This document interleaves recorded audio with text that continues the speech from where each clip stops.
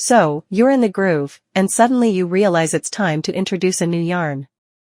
Here's a quick and easy technique to seamlessly incorporate that fresh strand into your work. First, take the new yarn and leave a tail.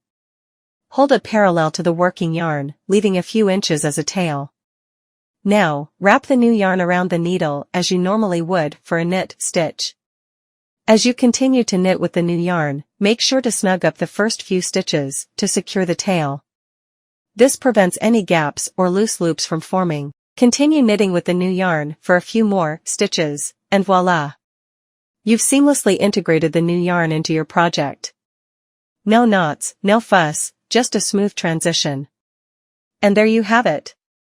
Adding yarn while knitting doesn't have to be a headache. With this method, you can confidently introduce new colors or replace yarn without missing a beat. Happy knitting! Comment, like, subscribe. Thank you.